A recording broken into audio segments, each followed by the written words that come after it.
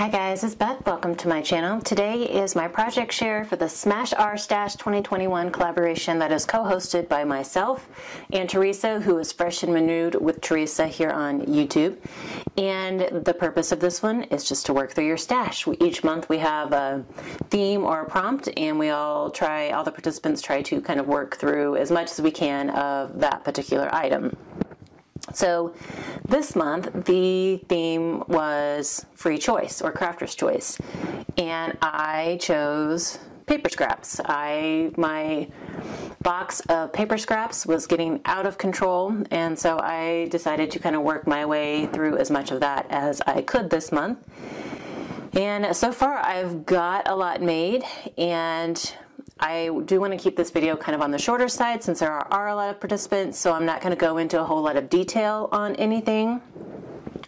But I will kind of like walk through a few of the things that I've done, and then there will be more videos to come this month on using scraps because I have way more to go through and more ideas to use. So the first thing I did is sorted my whole box like kind of into groupings of paper, and then with the cardstock I went through, and anything that was big enough to get a card mat out of, I went ahead and trimmed it down.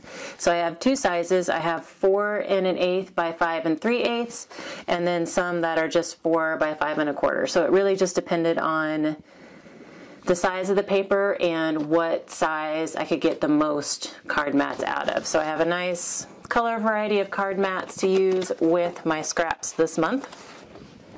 And then along with that, I also took some that I thought might make good journaling cards or like Project Life type cards. So these are just 3 by 4, and then I can come around the edges later if I want to.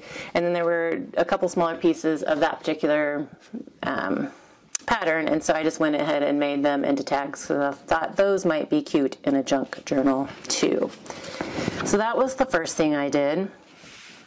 And then the next thing I tackled was some small square pieces of pattern paper. So when I make bookmarks, the corner bookmarks that I've shown here on my channel that I use to slip over the edge of the paperwork that I send with my Etsy orders, I'm always left with a square. The size varies depending on the size of the bookmark I made. And so I just decided to go kind of take an easy route on a lot of those and just made a whole bunch of little mini cards. Most of them are 2 1/2 by 2 1/2. There are a few that are 3 by 3. And I think there's a few odd sizes in there as well. So that used up a good chunk of the like squarish type scraps I had. And some of them I did go ahead and embellish if I had something quick and easy. So then the next thing I did is I decided to start with my St. Patrick's Day patterns, like the St. Patrick-y theme pattern, or St. Patrick-y patterns, just because we're coming up on St. Patrick's Day, and I just thought I'd kind of go with the kind of theme of March.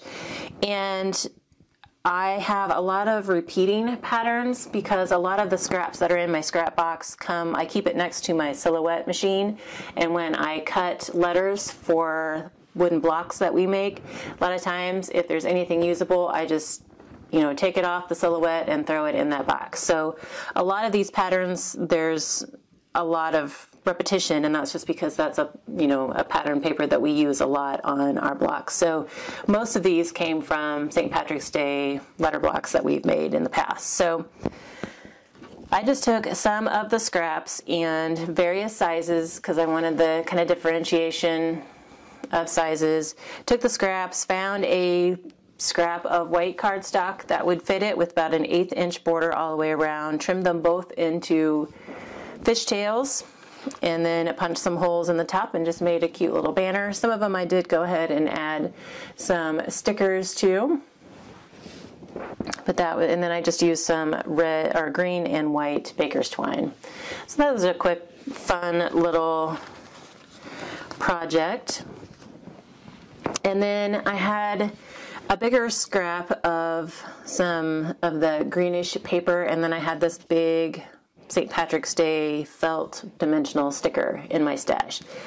And I could tell right away that I thought it would fit one of our like larger letter size blocks that we have. And so I just took the paper and trimmed it so that it would fit on this block, which is about 6.5 by 3 1/4, and Mod Podged the paper down. And then I have this sticker sitting on top, and you can see that it is dimensional and there's some felt. So that was fun. But because when I make decorations for holidays, I like to make mine dual purpose. So I did go ahead and pull out some of the Valentine's Day stuff the scraps that I had, and I had another larger piece.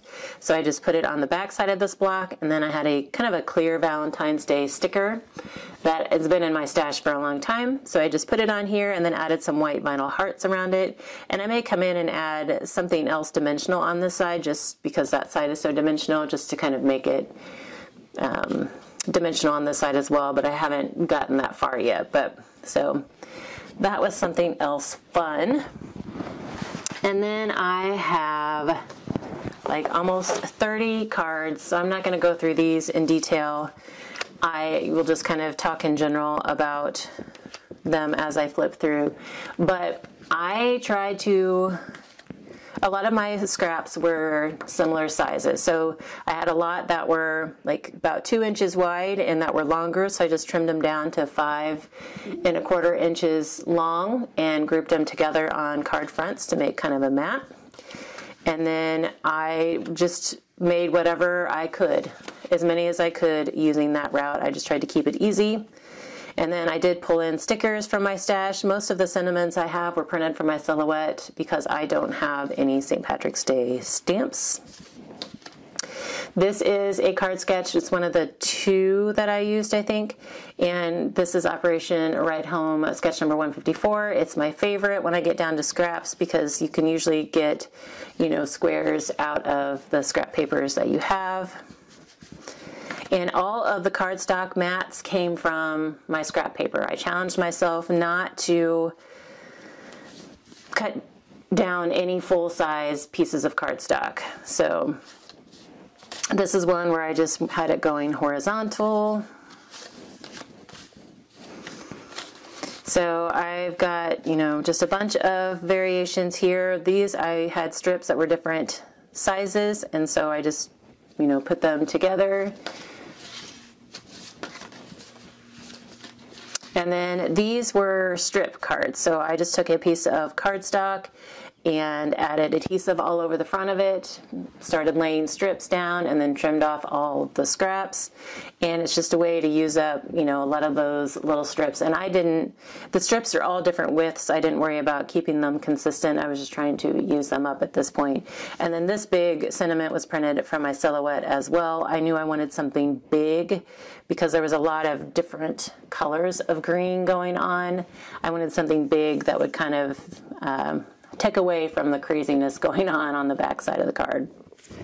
So I got a bunch of those as well. Some are more, you can tell these are some of the consistent patterns we use for our St. Patrick's Day blocks, because I have 2 of those that are just those 2 patterns. So about 30 St. Patrick's Day cards, and that used up my whole stash of St. Patrick's Day scraps, so that was nice. And then there were a few birthday scraps that I went ahead and pulled out because I knew exactly what I wanted to do with them.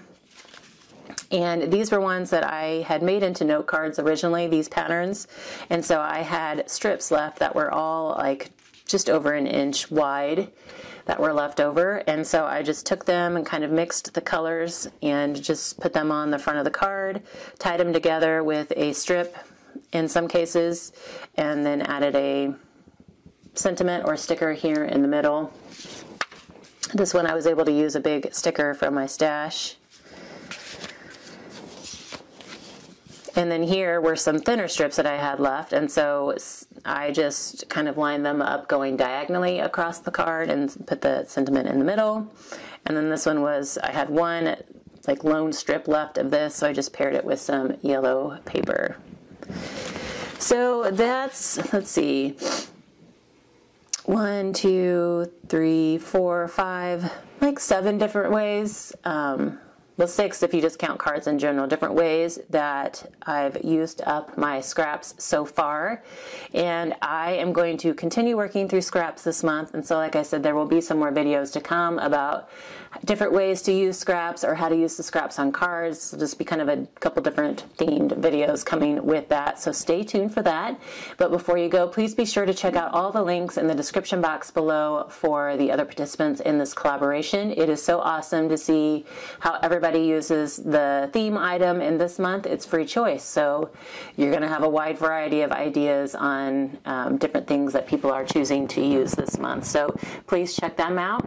I thank you guys so much for your time today, and I hope you're all having a very crafty day.